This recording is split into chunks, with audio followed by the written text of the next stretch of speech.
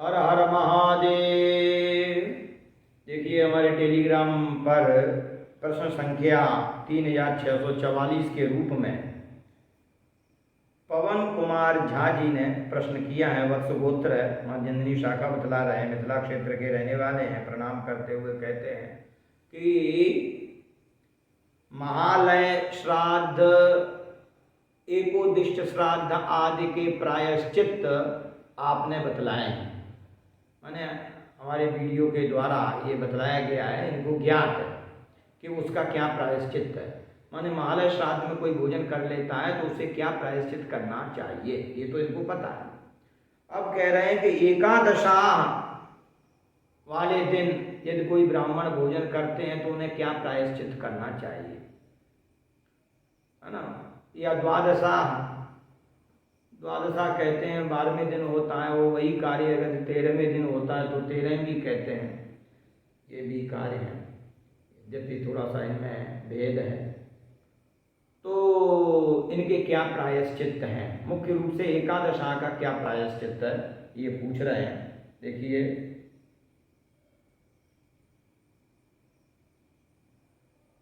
आइए इन बिंदु पर चर्चा करते हैं। प्रायश्चित प्रकरण में देखिए कि श्राद्ध भोजन के विषय में क्या लिखा हुआ है। हारीत इत्यादि महर्षियों के द्वारा इनमें भी कई श्राद्ध ऐसे हैं जो अभी होते हैं और कुछ नहीं होते हैं, उन श्राद्धों पर भी यहाँ चर्चा की जाएगी। श्राद्ध एक ऐसा विषय है कि हर हिंदू करना चाहता है, वो चाहता है कि हमारे माता पिता को तृप्ति मिले और उनका कल्याण हो। लेकिन वर्तमान परिस्थिति ऐसी है, हम सभी ने अपने आप को ऐसा ढाल रखा है कि वो कृत्य करवाने लग जाओ तो फिर मन नहीं लगता, क्योंकि अभ्यास में नहीं है। और बतलाओ कि भाई ऐसा है, ये ऐसा है, ऐसा है, अरे आप तो बहुत बतला रहे हैं। माने हम जैसा चाहते हैं वैसा कुछ कर दें और हो जाएगा, ऐसा नहीं है। छोटा सा कार्य आप यहाँ भी किसी कोई सरकारी कार्य ऐसा वैसा कुछ जनता का समाज का कुछ कार्य करवाना चाहेंगे तो कितनी परेशानी होती है, और घूमते रहते तब भी नहीं बनता। पर ऐसा शास्त्रों में तो नहीं है, जैसा विधि विधान से करेंगे तो होगा। तो लौकिक कार्य करने में हम जैसा अपनी दक्षता, कुशलता और शीघ्रता, बुद्धिमत्ता दिखाते हैं, वैसा कुछ न कुछ यदि आधा यहाँ भी दिखाएंगे तो सब होगा। ध्यान से सुनिएगा। देखिए हारीत महर्षि क्या कहते हैं कि एकादशाए भुक्त्वान्नम भुक्त्वा संचयने तथा उपोष्य विधिवत स्नात्वा कूष्मांडैः जुहुयात् घृतम्। यदि कोई व्यक्ति 11वें दिन, किसी मृत्यु के बाद 11वें दिन जो भंडारा होता है उसका श्राद्ध भोजन करता है। एकादशाए भुक्त्वा अन्नम भुक्त्वा, एकादशाई के दिन में जो खाता है, और संचयने तथा माने अस्थि संचयन, अस्थि संचयन जिस दिन होता है उसमें भी यदि कोई ब्राह्मण भोजन कर लेता है। उपोष्य विधि, तो उसका क्या प्रायश्चित है वो बतला रहे हैं, ध्यान से सुनिएगा। उपोष्य, व्रत करके, उपवास करके, विधिवत स्नात्वा, पुनः विधिवत स्नान करके, सुबह तो स्नान कर लिया है, फिर उपवास किया है, फिर उसने ये जो है स्नान किया है। कूष्मांडैः जुहुयात् घृतम्, कूष्मांड यद्देवा देव हेडनम इत्यादि 3 मंत्र हैं, गायत्री छंद वाले हैं। इन तीनों मंत्रों से हवन करे घी से तो फिर वो इन पापों से छूट जाता है। तो बोले कि ये हवन आप बतला रहे हो, कहते हैं कि जैसा कि आचार्य विष्णु ने कहा हुआ है वो तो कुछ और है। विष्णुना अपि उक्तम कि प्राजापत्यम नवश्राद्धम, प्राजापत्यम नवश्राद्धे पादोनम चाद्यमासिके त्रैपक्षिके तदर्धम तु पंचगव्यम द्विमासिके। बोले प्राजापत्यम नवश्राद्ध, यदि नवश्राद्ध, नवश्राद्ध कहते हैं, नवश्राद्ध की व्याख्या है हमारे यहाँ कि जो श्राद्ध मृत्यु से लेकर के एकादशाह तक के होते हैं उनमें भी विषम दिनों में, शास्त्रों में वचन है कि मृत्यु के बाद जैसे पहले में तो हो ही नहीं पाता, व्यवस्था रहती है, तीसरे, 5वें, 7वें, 9वें, 11वें दिन भी श्राद्ध किया जाए, उनके निमित्त सब पारिवारिक लोग करते हैं, तो उसे नवश्राद्ध कहते हैं। तो उनमें प्राजापत्य व्रत करना चाहिए। पादोनम चाद्य मासिके, है ना, पादोन प्राजापत्य जो है आद्य मास माने उत्तम षोडशी की आवृत्ति के प्रथम मास में भोजन करने पर लिखा हुआ है। त्रयी पक्ष के तदर्धम तु, और उसका आधा माने पाद द्विपाद मान लीजिएगा, अर्ध प्राजापत्य तो त्रैपाक्षिक श्राद्ध के भोजन में होता है। और पंचगव्यम द्विमासिके, और 2 महीने के श्राद्ध में पंचगव्य प्राशन पूर्वक प्रायश्चित करने पर वो इनसे छूट जाता है। पंचगव्य प्राशन करें तो 2 महीने वाले उत्तम षोडशी श्राद्ध के भोजन से व्यक्ति प्रायश्चित से निवृत्त हो जाता है। बोले तो इसमें कम बताया गया है, और पहले वाले में ज़्यादा बतलाया गया था प्रायश्चित। तो कहते हैं इदम च आपद विषय, ये जो है आपत्ति का विषय है।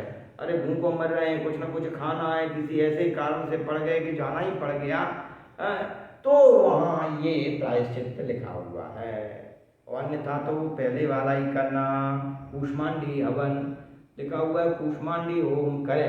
अब जहाँ संख्या नहीं लिखी हो तो लिखा है कि कितना हवन करे, तो 10,000 लिखा है, नहीं तो कम से कम 1,000 तो आहुति डालना ही पड़ेगा। ठीक है, अगर कहीं लिखा हो तो फिर उक्त संख्या में करते हैं। अनापदितु कहते हैं अगर कोई आपत्ति नहीं है तो इन श्राद्धों में भोजन कर लिया है तो कहते चांद्रायणम नवश्राद्धे, माने 9-11वें दिन तक के जो श्राद्ध हुए मृत्यु के बाद, उनमें यदि चला गया है कोई व्यक्ति तो चांद्रायणम नवश्राद्धे, चांद्रायण व्रत करना पड़ेगा। प्राजापत्यम तुम मिश्र के, है ना, और फिर ये जो है 12वें दिन का श्राद्ध भोजन किया है सपिंडीकरण के दिन, तो प्राजापत्य करना। 12वें दिन का भी आप पूछ रहे थे। और एकाहस्तु पुराणेषु प्राजापत्यम विधीयते, उसमें भी प्रथम क्षयाह में प्राजापत्य व्रत लिखा हुआ है। हारी तोक्तम द्रष्टव्यम, ठीक है, इस तरीके से ये जो है। और द्वितीयादिषु प्राजापत्यम, देखो फिर अलग है कि द्वितीय क्षय में प्राजापत्यम नवश्राद्धे पादोनम चाद्य मासिके, और त्रैपक्ष के तदर्धम स्यात् पादो द्वैमासिके तथा पादोन कृच्छ्रमुद्दिष्टम षण्मासे च तथाब्दिके त्रिरात्रम चान्यमासेषु प्रत्यहम चेदः स्मृतम। ठीक है, इस तरीके से ये श्राद्धों के प्रायश्चित बतलाए जा रहे हैं दूसरे पक्ष के अनुसार। वही बात है कि प्राजापत्य नवश्राद्ध में और पादोन आद्य श्राद्ध में, त्रय पक्ष में उसका भी आधा, और द्वैमास में सपात पाद माने चतुर्थाई प्राजापत्य कर लेना चाहिए।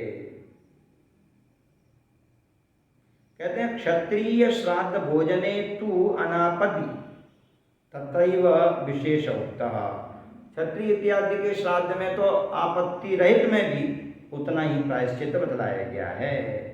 वैश्यार्धाधिकम प्रोक्तम क्षत्रियात्तु मनीषिभिः, और भाई वैश्यस्य अर्धाधिकम, और वैश्य के श्राद्ध में आधे से ज़्यादा करना है। और शूद्र से तो नवश्राद्धे चरेत चांद्रायण द्वयम, और किसी शूद्र के यहाँ यदि आपने नवश्राद्ध कर लिया है तो 2 चांद्रायण व्रत करना पड़ेगा, माने इनके सबके ज़्यादा हैं। आब्द के पाद कृच्छ्रा स्यात् एकाः पुनराब्दिके अत ऊर्ध्वं न दोषा स्यात् संकस्य वचनम तथा। एक वचन और कह दे रहे हैं कि आब्द के पाद कृच्छ्रा, प्रथम क्षया में पाद कृच्छ, कहीं कहीं ऐसा है कहीं ज़्यादा बतला रहे हैं कहीं कम बतला रहे हैं, तो उनका यही है कि बोले कि ज़्यादा बतलाया गया है तो बोले ये शूद्र के यहाँ का है, उससे कम है बोले क्षत्रिय के यहाँ अगर खाया है, उससे कम वैश्य के यहाँ, वो ब्राह्मण के यहाँ, तो इस तरीके से है। फिर बोले क्षया में इन्होंने तो ये बात बताया है प्रायश्चित, और उन ऋषि ने ये बतलाया, बोले प्रथम क्षया का वो दूसरे का है, इस तरीके से ये बट जाते हैं। तो मुख्य बात यही हुई, आब्दिके पाद कृच्छ्रस्या, पहले छया में पाद कृच्छ और एका पुनराब्दिके, और एका एक दिन का व्रत बतलाया द्वितीय आब्दिक श्राद्ध में, अत ऊर्ध्वं न दोष स्यात्, और उसके बाद तीसरे छया में भोजन करने पर ऐसा कोई दोष नहीं है, ऐसा शंखस्य वचनम यथा, जैसे कि आचार्य ऋषि महर्षि शंख जी ने ऐसा लिखा है। तो कुल मिलाकर के इस तरीके से ये प्राजापत्य इत्यादि व्रत बतलाए गए हैं। एकादशा में क्या प्रायश्चित करना है, द्वितीय द्वादशा में क्या करना है, और कई विद्वान लोग तो एकादशा में संकल्प करा देते हैं, भोजन तो सपिंडीकरण के बाद ही करवाते हैं। यह भी पक्ष श्रेष्ठ ही है। हर हर महादेव।